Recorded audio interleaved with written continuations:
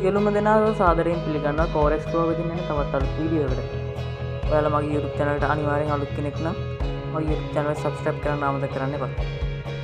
ඔයාලට මම අද කියලා දෙන්න යන TikTok platform එකේ තියෙන අලුත්ම වැඩ කෑලියක් ගැන. ඔයාලා හැමෝම දන්නවා double explorer කරන්න කොහොමද කියලා. දන්නේ නැති අය ඉන්නවා.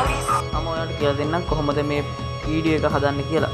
මම ඉස්සෙල්ලාම ඔයාලට ඒ වගේ වීඩියෝ එකක් පෙන්නන්නම්.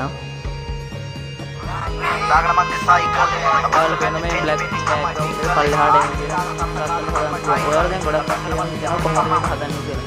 මම ඔයාලට කියලා දෙන්නම් කොහොමද මේ වැඩේ කරන්නේ කියලා.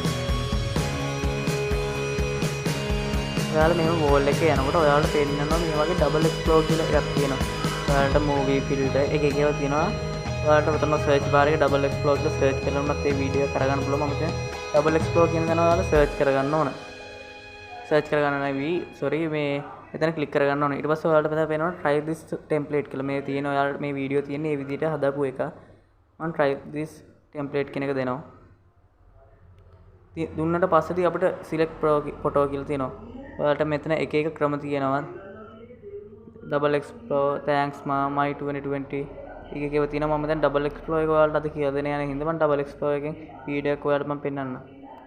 දැන් මම ඔයාලට අරගෙන පෙන්නන්නම්. මේ ෆොටෝ එක මම ඔයාලට අරගෙන ෆොටෝ දෙකක් උඩරිම දාන්න පුළුවන්. මම අනිත් ෆොටෝ එකකින් කරලා පෙන්නන්න. ඒක තමයි black background එක ලස්සනට එන විදිහට ඔයාලට හදා ගන්න පුළුවන්. මේ තියෙන්නේ ඔයාලට මේක තමයි දැන් පෙන්නන්නේ. ඔයාලට මේකේ sound එක ඔයාලට ඕන විදිහට ගන්න ඕන නම් ඔයාලට මෙතන පේනවා sound කියලා තියෙන තැන.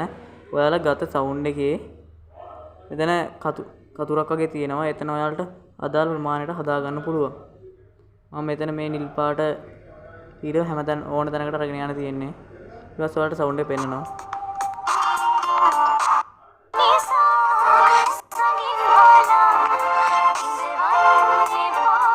මේ විදිහට තමයි ඔයාලට කරන්න තියෙන්නේ. අපි තවත් අලුත් වීඩියෝ එකකින් හම්බ වෙමු.